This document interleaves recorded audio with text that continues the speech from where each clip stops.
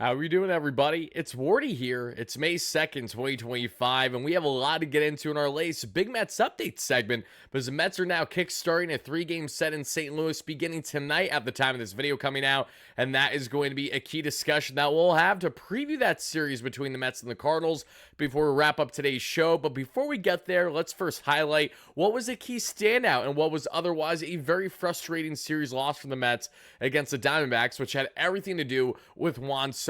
The one and only finally showcasing that ability to spread for all fields with the power and having himself a historic day there at Citi Field that we're about to get into. From there, we're also going to talk about what is next for the Mets on the rotation front, because with 26 games in 27 days beginning today, the Mets are going to need a new starter for this Sunday to keep their other starters fresh, and it looks like Blade Tidwell, one of their key pitching prospects, may very well get the call. We'll get into Blade Tidwell, everything that you guys need to know about his game, why it makes sense to call him up, and ultimately what we could expect should he get the call up in the coming days. And from there, we're also going to get into more on the prospect report, what is happening in the minor leagues from Port St. Lucie all the way up there to AAA Syracuse, and a lot of in between. So thank you guys kindly for smashing that like and subscribe button as your first chime in, and let me know all your initial reactions in the comments down below for what we're about to break down today. I also want to give a quick shout out to today's video sponsor at SeatGeek. Not only is SeatGeek now our official ticketing sponsor for the entire baseball season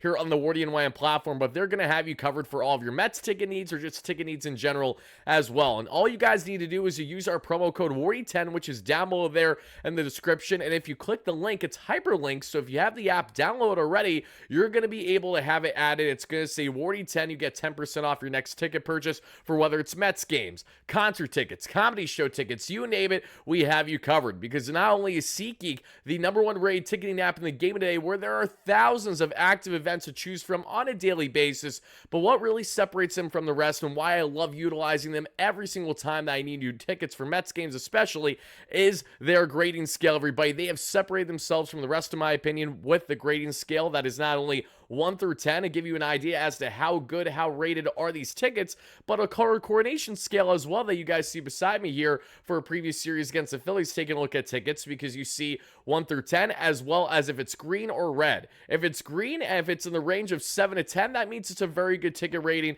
and you should probably hammer that because it's a good bang for your buck. Otherwise, if it's say in the 1 to 5, 1 to 6 category and more in the red, then it's not so much a bang for your buck, and you're probably spending more than you should, so you might as well try to allocate those dollars elsewhere. They're still in the SeatGeek app. So whether it's for Mets tickets or whatever you need on the ticketing front, use our awesome friends here at SeatGeek that have you covered by utilizing that promo code once more, everybody, down below in the description by utilizing WARDY10 for your next ticket purchase. That way you get 10% off for whatever you need in the ticketing space. And once more, shout out to SeatGeek for being an amazing sponsor here on the platform. But folks, let's now get into this discussion, and let's first start here today with a continuation of what we talked about this past night, because as many of you guys saw in our latest post-game segment, the Mets faltered and lost that series to the Diamondbacks, a very frustrating series to say the least. But if there is one key takeaway to come out of it, especially in that series finale against the Diamondbacks, it obviously has everything to do with the one and only Juan Soto, because not only did Juan Soto have a good game, but he had his best game as a New York Met to this point.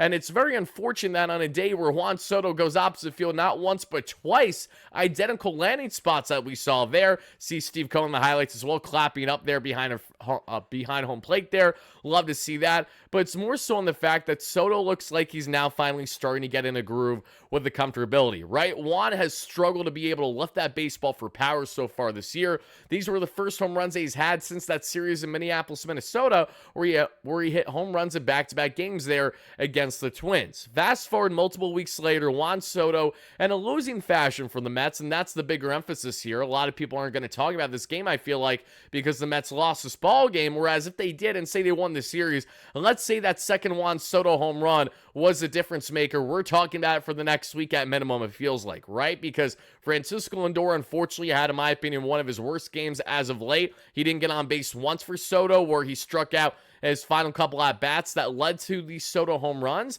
Would have loved to see Lindor on base to either give the Mets the lead or at minimum tie the ball game in those respective situations, because the Diamondbacks homered a half inning later, and both of those situations where Soto found himself homering. But let's emphasize how marvelous of a start to May Juan Soto is having, right? 2 home runs already. He's now just one shy from having the same amount of home runs that he had for the entire first month or so of the season. And in April, he had right around a 700 OPS, a 230 to 240 average. A lot to be desired for Juan Soto and what was an underwhelming start to the season for him throughout the first month of May. But even an underwhelming Juan Soto is still a productive player. It's still someone that's causing havoc for opposing pitchers, that's setting up great pitches on a tee for guys like Pete Alonso and others truly in the heart of this lineup. But seeing Juan Soto not only hit for power, but to spread for all fields is very encouraging, because this is exactly what we all want from Juan Soto. And pinch me, it feels like I'm dreaming to finally see this become a reality, especially when he's pimping home runs. A nice little bat flip that he did there, everybody, and spreading for all fields. There's nothing that that I personally admire most as a baseball fan than to see quality lefty hitters hit for opposite field power. That's why Michael Conforto was my personal favorite player during his time with the Mets, not because he was the best player, but because when he was right and when he really took advantage of the juice baseball era in 2019 and then the short stint in 2020, he really was able to spread it for all fields and hit oppo consistently. Juan Soto is a much higher bar than Michael Conforto, so just the thought of Juan Soto tapping into his true potential this season has me beyond giddy as a Mets fan. It should have you guys excited too, because he's already making history here at Citi Field, everybody. Listen to this. Juan Soto is the first Mets left-handed hitter. I shouldn't even say first Mets. He's the first left-handed hitter ever in the StatCast era to hit 2 opposite field home runs at a game at Citi Field. So it didn't take Juan Soto long to have himself making history, something that no one else in the StatCast era has done there in Flushing, Queens. And you have to wonder just how many other accolades is he going to set for himself and for this Mets team throughout the course of the 162, because the Mets have been dominant at home. They're 13-2 now on the season, or 13-3, which is still a tremendous home record. And Soto didn't get any of the home runs going until they had themselves a losing fashion there against the Diamondbacks. So just wait until Juan Soto is really locking in, playing exactly the way that he wants to play, comfortability-wise, and the way that us Mets fans want to see him perform. And when asked post-game this past day about pressure, he was like, you know, what pressure? There is no pressure right now. And I think it was a great example to remind us of just how Juan Soto is calm, cool, and collected, but how he carries himself is very different from other players, right? Soto is just focused on playing his game at his pace. So regardless of what is happening around him, with all the outside noise in the media, talking heads like myself, and as well as a lot of Mets fans that are passionate for good, bad, and different reasons, we know that Soto is going to continue to be him. And once he gets in a groove, there's really going to be no looking back. And hopefully this is the start of exactly that, everybody. But talk about having yourself an amazing day at Citi. Juan Soto did exactly that and then some, was 2 home run day, now up to 252 average and to 822 OPS, which is not terrible numbers, but for Juan Soto, those are beyond mediocre numbers. We expect better. We know he'll be better, and I look forward to seeing him continue to blossom throughout the course of this 162. But folks, I would love to hear from you guys how you feel about Juan Soto's latest performance, and if you think that this is finally going to be a step in the right direction for him to tap into more of that power and gap-to-gap ability on a more consistent front than what we've gotten so far in the first month or so of the season, everybody. Because going from talking about Juan Soto, let's get into talking about what the Mets may potentially do now on the rotation front. And I want to give a big shout out to my guy, Will Salmon, as well as Tim Britton, both who have been doing a fantastic job there with The Athletic. Will Salmon, we had on the platform multiple times this past offseason. We will happily have him back on the platform this season too for you guys to check out his analysis. But he came out with a piece the past day which states the following: notes on the Mets pitching staff, the next 6 starter, Tidwell possibly, what's up with Nunez and Diaz, and a slightly longer timeline on Manaea. So a lot of clarity came out from this piece that I feel like not nearly enough Mets fans saw this past day. So I'm going to relay it now, but if you guys want to listen to it and read it in its entirety, I will have a link down below the description to check out there through The Athletic. They do a fantastic job. And if you guys have an issue with the paywall, don't worry, because I am going to summarize some things for you guys today to listen up on. But as we get into this right away, let's start with the following on what the Mets are currently evaluating with this Sunday's game. Because as we know, they have a 3-game set beginning today at the time of recording this against the St. Louis Cardinals. And we're going to be live throughout the entirety of the ball game in a watch party fashion live, folks, through the Playback.tv app, which we have done every week so far this season. Head over to Playback.tv/WardyNYM. It's down below the description. It's a free sign up, and all you need is an MLB TV subscription, and you'll be able to watch the Mets game live in real time with your guy Wardy. You log into your MLB TV account easy peasy there in the Playback app. If you guys don't have an MLB TV subscription, though, don't worry. I'm going to simulcast it and have it live on YouTube with a scoreboard while sharing my own play-by-play and reaction, while splitting up the chats from the Playback TV chat in the app, as well as what we have on YouTube at the same time. Always fun. Looking forward to it, everybody. But we're covering this Friday's game because I have no clue what to expect in Games 2 and Games 3 of this series, especially when we look at Game 3, that Sunday matchup right now, because we're going to get into more on the pitching matchups before we wrap up the show. But let's just talk about solely Sunday and why the Mets want a spot starter there. We are going to see another situation where it's either Huascar Brosman starting for an inning or two or someone else there in immediate relief, to then have someone come in as a bulk inning of a reliever or really a starter after an inning or two. And the Mets have already used Brandon Waddell, who is fantastic, won 4 shutty for the Mets just over the past couple of days. He will be back up with the Mets when they need him for another situation just like this, but he is too short on the timeline from the last time he pitched to come out there again for this Sunday. The Mets don't want to utilize him as solely a reliever yet, and I respect that because they may need him again in lawn relief like what we saw the past couple of days. Brandon Sproat is off the board as well, as he pitched just this past Wednesday, so that does not make him eligible for this Sunday start. There is pretty much only one pitcher right now in the organization that makes sense, and it is in fact Blade Tidwell, and here's why. Another man that initially did make sense was Justin Hageman, who was rock solid for the Mets when he was called up in the Mets game against the Twins, where they faltered, but it wasn't for a lack of effort on Hageman's end. He was perfectly fine over 3-4 innings, but it was actually the Mets offense not clutching up enough with runners in scoring position after rallying. Harrison Bader was a pain in the neck that entire series. We went to extras. We lost in extras in dramatic fashion, and that was that. But fast forward to present day, Justin Hageman was unfortunately just placed on the injured list there for AAA Syracuse, which now opens the floodgates and truly opens the door now for Blade Tidwell. And in case you guys don't know Blade Tidwell, let me enlighten you just a little bit here, because Tidwell is one of the most funky starters that the Mets have, in my opinion, in the farm. And I say funky meaning the following. He has some of the best stuff out of any starter option that the Mets have among their prospects. And I say that when thinking very well of how coveted Brandon Sproat is, Noah McLean, Jonathan, just to name a few there. And we have a lot more uprising in the farm as we speak this season, which is exciting to see. But Blade Tidwell, who I personally believe is going to profile best as a reliever, may now have a shot to showcase that as a multi-inning relief option for the Mets this Sunday. So Tidwell has a 5 flat ERA and 27 innings at AAA Syracuse this year, 37 strikeouts, 26 hits allowed, and 10 walks. But that really doesn't tell the whole story here. Blade Tidwell makes sense for the Mets for this Sunday start because, one, he is perfectly lined up with his own scheduling from his previous start. 2, there really isn't anyone else that makes more sense than him, especially knowing that a guy like Jose Urena, whether you love him or hate him, I know he's batting practice for the Mets of recent. Well, Urena actually elected free agency instead of being outright sent to AAA Syracuse, so he's officially no longer part of the organization. All the more reason to see a guy like Blade Tidwell potentially step up here and multi-innings of relief. And the Mets are considering a guy like Tidwell for this start versus the Arizona Diamondbacks in Arizona the next series, because they much rather have the comfortability of their true starters than a question mark on Sunday when facing on paper a harder competition, a Diamondbacks team that just took 2 out of 3 against this Mets team. And we know how these games are important down the stretch as we enter postseason play when looking at the difference maker and tiebreakers, because the Mets and the Braves having won in that split doubleheader there the end of last season was the reason why the Diamondbacks didn't make playoffs. So just interesting context there.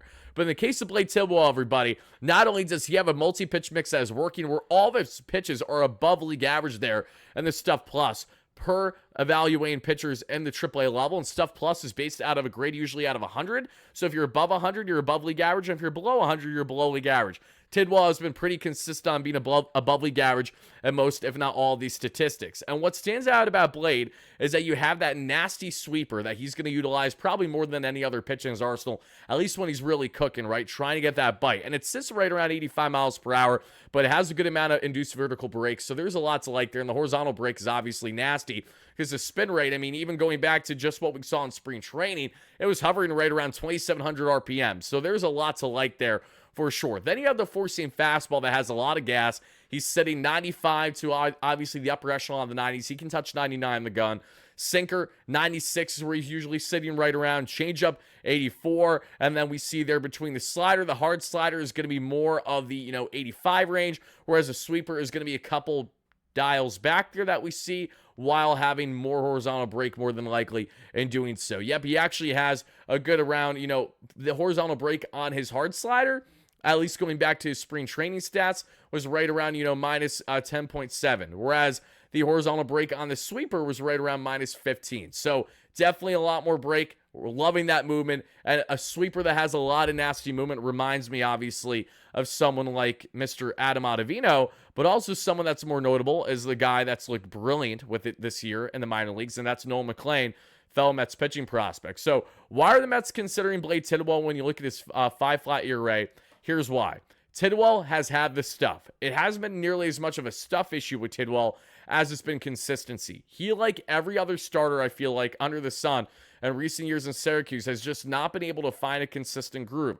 Tidwell will give the Mets one outing of 5 innings of 1 earned run ball, there's little to no walks, and then 8 to 9 plus punchies. And they'll have another outing where he allows 5 earned runs in 4.2 innings, and then he's walking out at least 3 batters and striking out, say, 5 to 7. So it fluctuates for Tidwell, what we've seen on the Syracuse level, but he has the velocity. He is all stuff that's above league average at the AAA level, and you might as well see what he can provide to this Mets team, because if he does look solid, if he is someone that can go out and give the Mets, say, 3-4 rock solid innings, then they can defer back to him throughout the course of the season should they need more innings eaters, and maybe that will be the way to pave the door open for Blade Tidwell to be an impactful player for the Mets as soon as the season. Is he the top pitching prospect in the organization? No, I do not believe that whatsoever, and I think Tidwell will profile best as a reliever, maybe a multi-year reliever. So maybe, for all we know, this is the start of maybe something special brewing for the Mets and Blade Tidwell now with the AMAZINs. So expect to see it on Sunday, should it happen, everybody, barring potential changes from now up until that point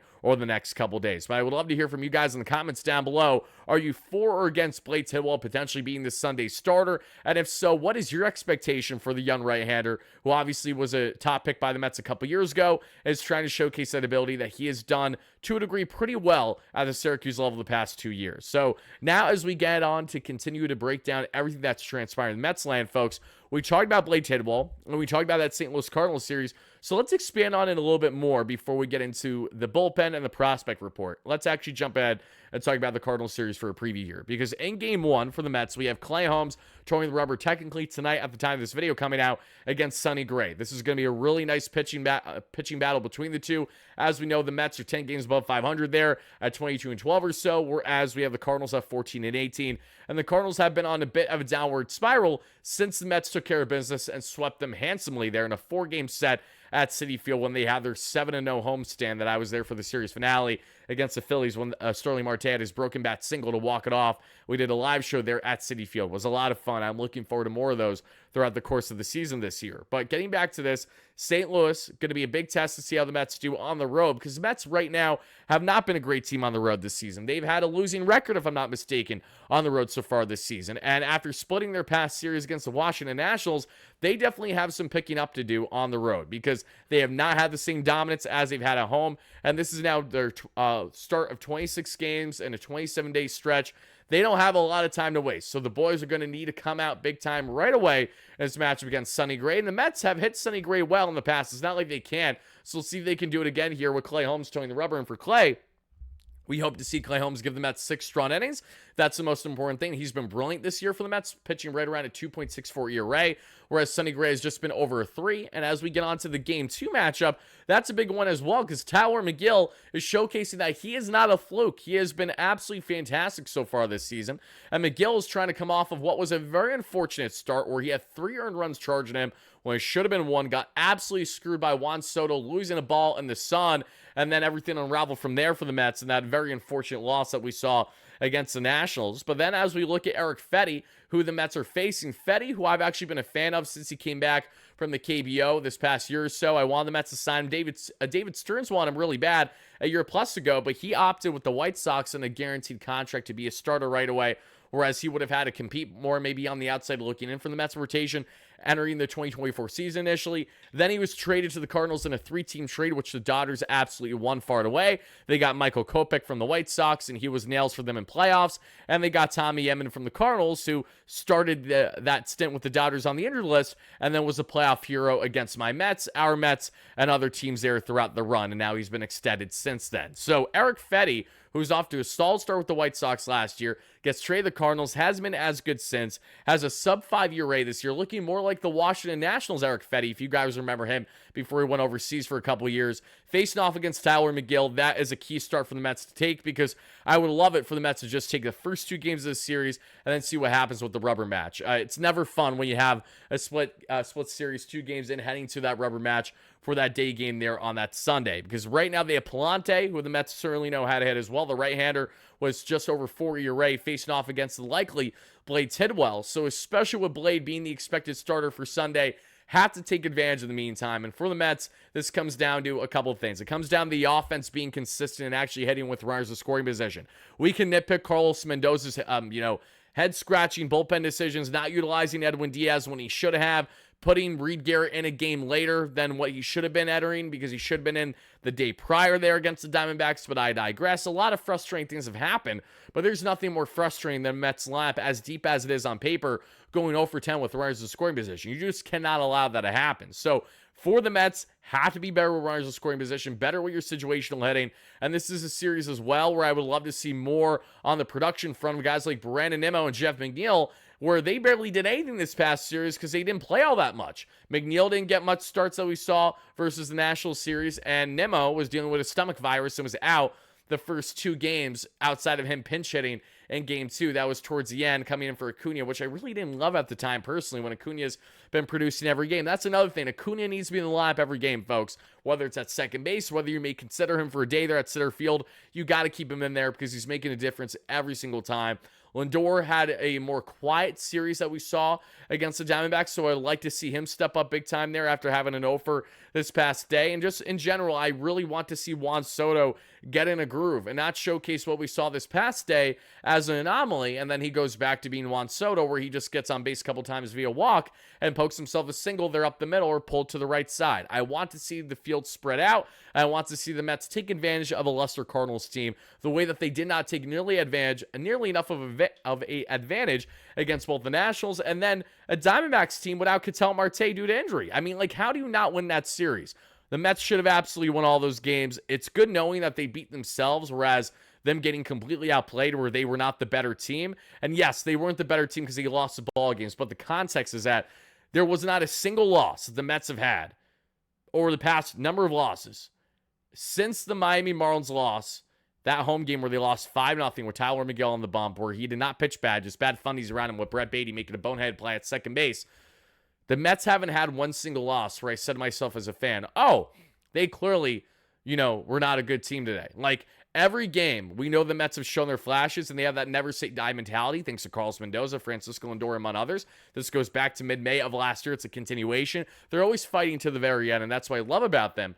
But I also love the fact that the Mets, when they're right, are a team that absolutely knows their worth, are one of the best in baseball, if not the best. They need to go out and showcase that, because all these games matter. Whether it's in April or May or deep into September, they all matter in the end. So don't waste these series early, especially when you are shooting yourself in the foot, most importantly, versus it being a situation where you're getting completely outplayed and you, on paper, are not the better team. The Mets are the better team. They need to go out and prove that yet again here and take care of business just like they did a couple weeks ago against the same St. Louis Cardinals team. And the big gripe that we have with this Mets team right now is the bullpen. And that's what we're going to talk about now, everybody. Because that bullpen is something that may very well get further exposed by the Cardinals here, by this Mets team facing the Cardinals, because of the fact that with A.J. Minter and Danny Young likely out now for the season, the Mets are going to have this revolving door of relievers that they consider. And I know a lot of you guys have continued to ask, what is going on with Danilo Nunez? And I'm happy to report, at least, that what was reaffirmed in the piece from The Athletic from Will Sam, and I'm going to relay to each and every one of you now, is what I've been saying the past week plus, and that is the following.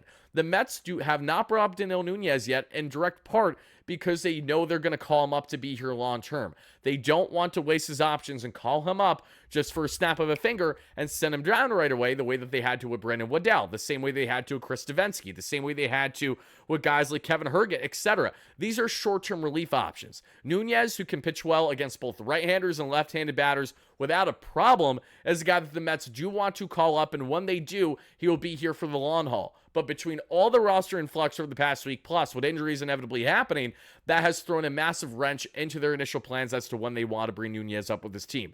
Needless to say, they know it, we know it. Nunez will be up. It's still just a matter of when, not if. And when we evaluate other guys in the bullpen too, Jeremy Hefner, leading into this past day's game, spoke pretty glowingly of Jesus Cabrera. And even though that Cabrera did not look great in his first game, I will give him credit, because this is the same Cabrera that, if I'm not mistaken, pitched just the night prior in Syracuse as part of their doubleheader before he was then flying the next day or taking a drive, whatever it was, there to the Mets the following day for a day game. That's not easy turnaround to do. So Cabrera is now with the Mets, a guy that I wanted to crack this Mets bullpen out of camp to begin with, because he, in just around 70 innings last year, was solid for the Toronto Blue Jays. Fluctuate with the walk rate a lot, doesn't strike out guys at a high clip, but he does sit, mid-90s with the heater, has a great multi-pitch mix, and has that veteran experience. And as Jeremy Hefner said it himself, he's fairly bullish on what the Mets can get in someone like him and his immediate impact, right? And this is exactly what Jeremy Hefner said regarding Cabrera. He said, and the following, and I quote, "I think about Cabby similar to how I thought about Brosman last year.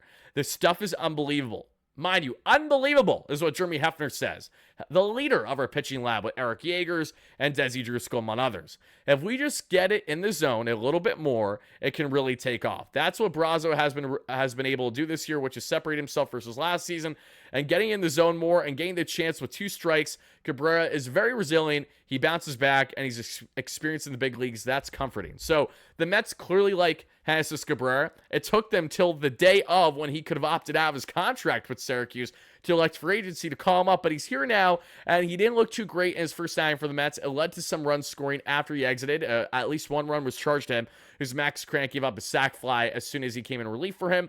But still, though, Cabrera is the lone lefty option in the Mets bullpen right now, and he is not going anywhere immediately, so the Mets are going to continue to defer to him in lefty-lefty matchups in more low-leverage situations, while they need guys to eat innings right here, right now. So be on the continued lookout for that, as well as a rotating door of guys that they're going to call up for a game and then send them down right away. Like Ty Adcock, I have no clue why Carlos Mendoza decided to bring him in for the final out of the inning and not let Reed Garrett finish it after Reed gave up the leadoff bomb, I believe, to Tawa in the 9th, when it should have been, obviously, Edwin Diaz in there in a one-run ball game at the time, but I digress. Stays with Reed Garrett. He gets a couple outs, and then you go to Ty Adcock, who loads the bases towards the bottom of the order and thankfully gets out of the jam because Eugenio Suarez then pops out in the infield to end the inning.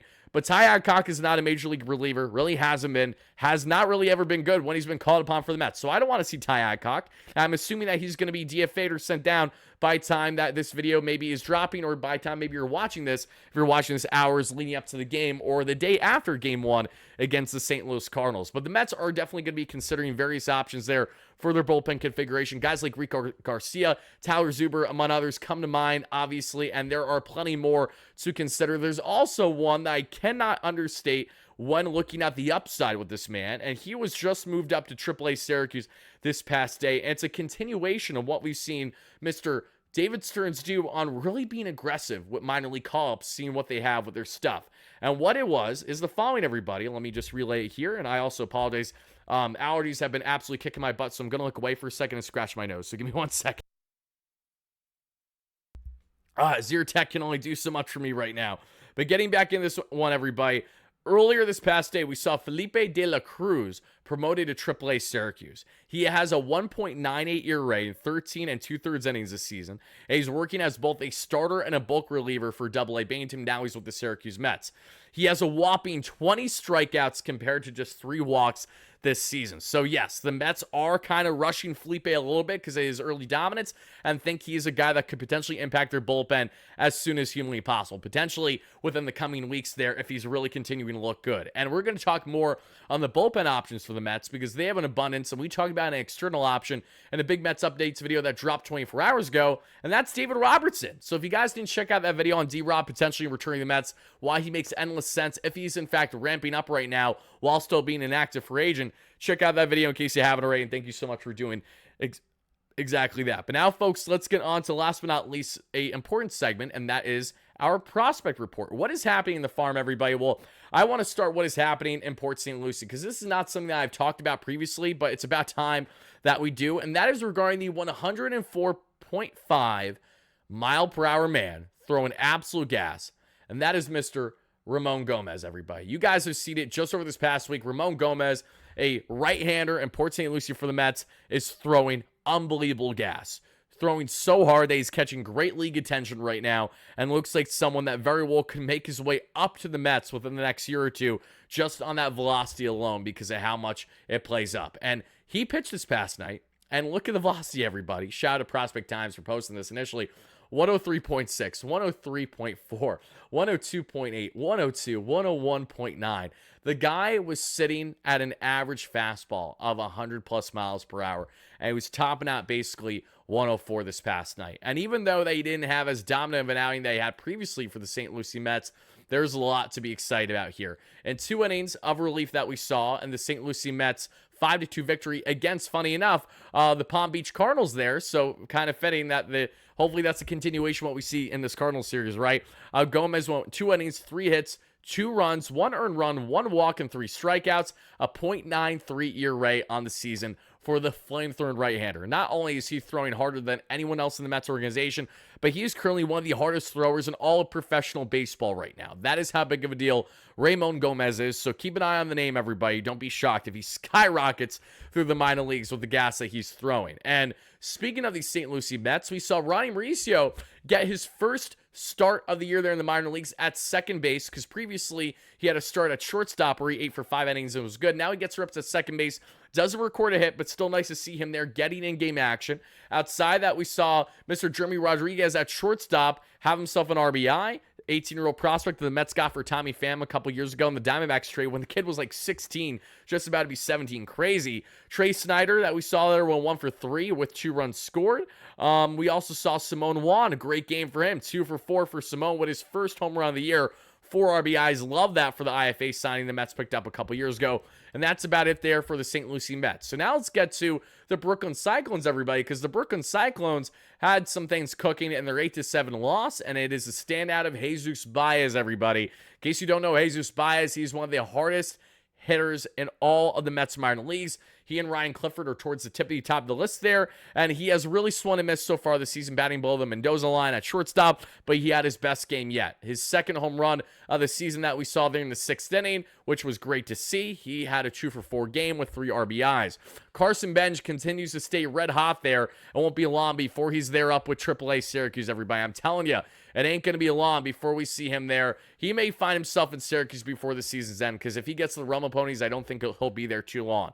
Benj, first round pick by the Mets a year ago that we saw, a former teammate of Noel McLean, so they know each other very well. Let's rekindle them with the Rumble Ponies soon, please. Benj went 2 for 5 with 2 runs scored and RBIs, up to a .307 average and .842 OPS.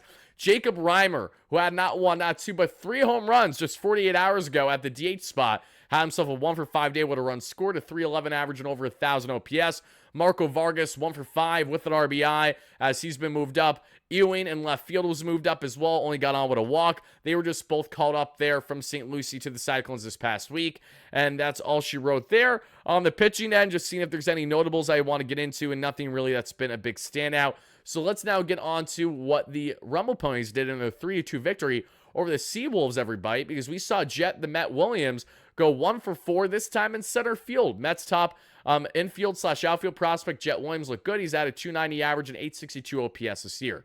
Nick Morabito, Mets minor league player of the year a season ago there with the Cyclones, moved up this season and left field, went 1 for 4 batting second. Ryan Clifford with another 0 for day, 200 average, 703 OPS, commanding right field and first base. Clifford is so Kyle Schwarber-esque, it's not even funny. Like, he can take his walks when he's right. He'll hit absolute tanks. He's such a hard hitter as well. But this is just very much the MO with Clifford. You're going to see a lot of fluctuation with the average to the OPS. A lot of power, solid on base ability when he's really right, but right now he's fluctuated with his production early this season. LaRusso, 1 for 4 with a run scored. Swaggerty, 1 for 4 with a run scored. Kevin Parada, 1 for 4 with a run scored, but Parada's batting just a .138. He continues to look like a greater bust of a prospect with each passing second, and that is why you should not go after hitting first catchers from Georgia Tech after already hearing that he wasn't a superior defender and that he'd have to be a bat first player and the bat completely falls off a cliff and it's early development in the Mets farm. Not ideal. Lugo at third base and shortstop, 3 for 4 with 2 RBIs. He's been great this season, 327 average and just under 700 OPS. And Wyatt Young, who's been underwhelming so far after looking great with his contact ability, either batting leadoff or batting ninth last year, that we saw there fluctuating from the Cyclones to the Rumble Ponies. So now getting on the last but not least, our final game to break down. Actually, we have nothing to break down for the Syracuse Mets. I lied because they had, oh wait, hold on, am I wrong? I'm a dummy, everybody. What did I read wrong? Let me go back here for a second. Did I read anything wrong? Because I could have sworn one of these games was postponed. The Rumble Pony game was postponed. I'm an idiot. I'm so sorry, everybody. The game I just relayed regarding the Rumble Ponies was their previous one. So just ignore that because we just talked about that a day ago. Because that's when Thornton went 4 innings, the 2 earned run ball. Ryan Lammer pitched really well. Orlana pitched really, really well. So disregard that. I knew that was going to happen too as I was doing this recording. We're going to keep it in because some of you guys didn't see the Big Mets Updates video from a day ago. But the Rumble Ponies did have their game this past night for May 1st. Rained out, and that's been happening with the Rumble Ponies and the Syracuse Mets, what feels like every other game. So I'm constantly flip-flopping with them. So my apologies to everybody. But the Syracuse Mets did have their game. They got their absolute, what's lit. 19-8 was the loss. You thought this was the Washington Nationals in Game 4, that 4-game set there against the Mets, right? Not looking good on the pitching end, and the pitching was absolutely exposed because Joander Suarez, who I love, who has just moved up to AAA Syracuse, no longer than, 72 hours ago or so, makes his first start in Syracuse and gets absolutely rocked. You know what? I'm not even bothered because I think it's initiation for every Mets pitching prospect to get his absolute what's lit up as soon as he gets called up to AAA Syracuse. Happened to Brandon Sproat.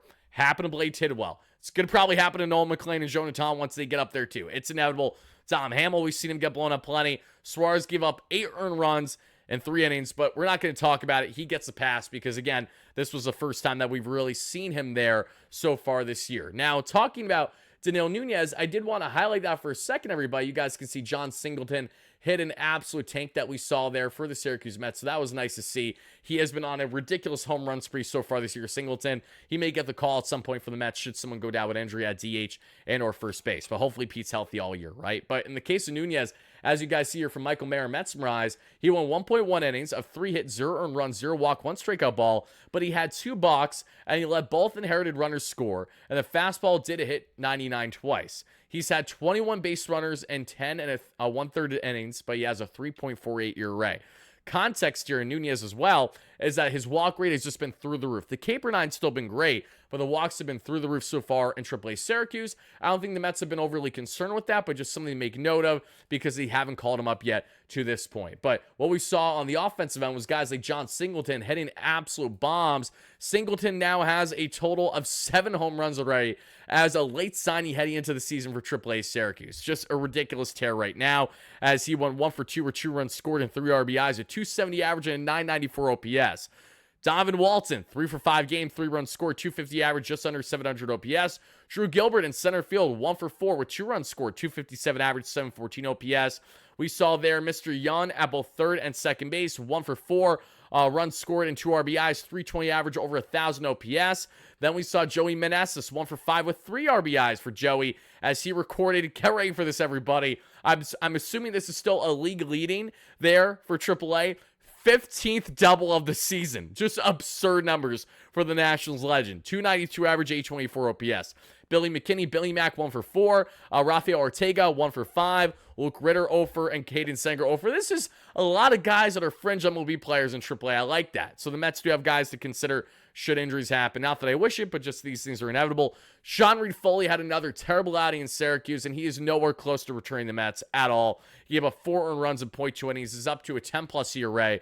If things don't get better before they get worse again, I wouldn't be shocked if the Mets cut ties with SRF before the season ends. I hope it changes, though, because I do like Sean's upside, but things are just not working right now, folks. But that is going to do it, everybody, for our latest game breakdown. Billy Mack did have himself a triple for his alone hit, too. That was his first triple of the season. But that's going to do it, everybody. I hope you did, in fact, enjoy our latest Big Mets Updates segment. Please let me know all your key takeaways down below between Blade Tidwell, Juan Soto, the bullpen, Cardinals preview prospect report. We have you covered here on the WardyNYM platform. So make sure to smash that like and subscribe button on your way out. Thank you so much for the support, and I will see you all later for our endgame watch party live in the Playback app. Head over to playback.tv/WardyNYM, or we'll watch live on YouTube with a scoreboard showing instead of the game itself, and then we'll be live directly after the ball game for a post-game segment like we do every single day here on the platform. Thank you guys again. As always, no matter what, let's go Mets, baby. Peace out.